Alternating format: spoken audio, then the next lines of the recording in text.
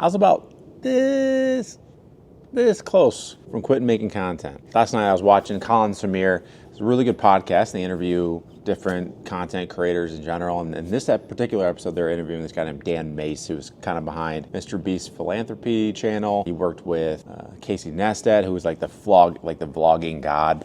And I'm listening to this interview and I'm realizing I am way behind the curve. You see, all of my favorite creators that I watch their content, there's something they all have in common. They have years of experience not only making content on YouTube, but a lot of them have film backgrounds. Like they went out and sought out to try to be a filmmaker. Then there's me, right? This knucklehead that owns a business and originally was making content for their business, but now wants to be a content creator.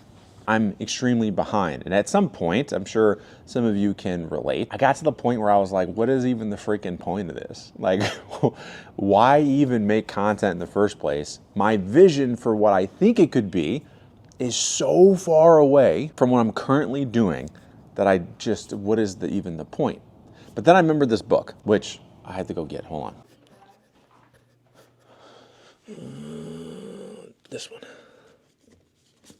This one by Malcolm Gladwell. In the book, one of the most famous examples he gives in this book is about the Beatles.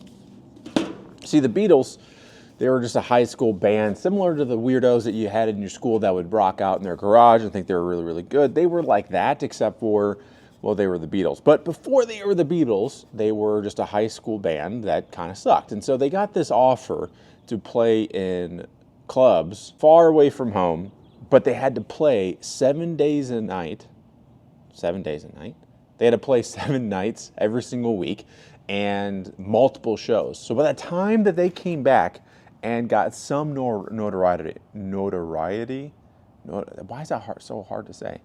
Some fame, right? And they became somewhat commercial. They had over 12,000 shows underneath their belt. Now, arguably, this is more than most people even have after being in a rock band for years. So what is the point? The point is some of the greatest successful people that we all look up to, whether it's YouTube creators, musicians, artists, they seem like they had this native talent, this native genius. Like they were born into being really, really great at what they do, but that's only half the truth. Talent plays a role. You can't deny it, it definitely does. But how much of that role does it play?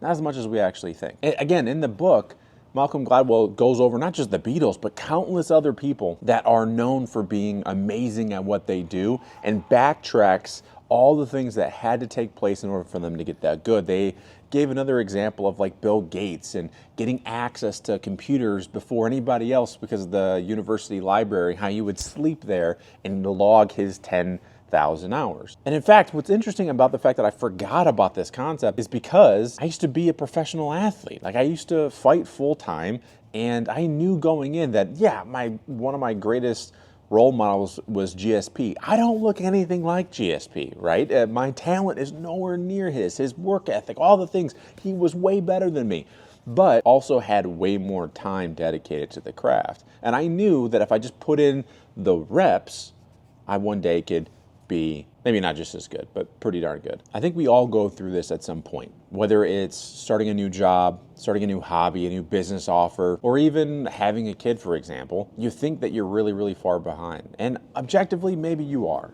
But the truth is, the only way to bridge that gap is to put in the reps. And this is the only time that I think that I ever somewhat agree with the people that say you need to post a whole bunch of times on YouTube in order to grow.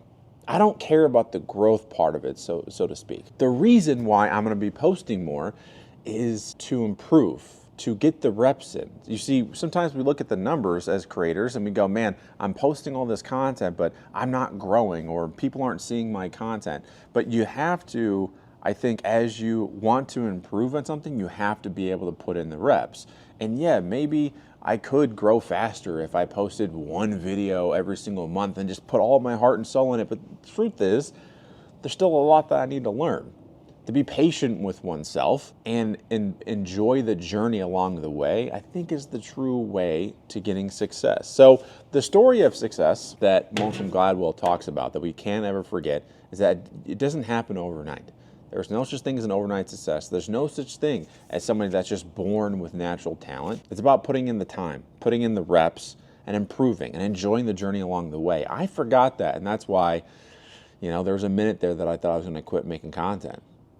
But now, thanks to this book and thanks to other people, I'm going to start looking at those other creators as inspiration, not competition, but inspiration for where things could land should I continue to be making content, to continue to put in the reps. At the end of the day, this YouTube thing ain't for everybody, and it's definitely not easy. It takes a lot of heartbreak at times, takes some failures, but along the way, if you can really enjoy the part of creation, honestly, it gets fun. But I don't know. I want to hear from you. I mean, what lessons can we take from Outliers to look at these anomalies, the people that we think are just ridiculously successful and so good at what they do, instead of looking at them like they're some freaks, instead look at them like someone that just put in the hours, put in the time. And does it ever make you feel like just giving up? How do you shift that mindset? Let me know in the comments below. As always, thank you for watching. I appreciate it. Make sure you like, subscribe, and comment, all that fun stuff, and I will see you in the next video.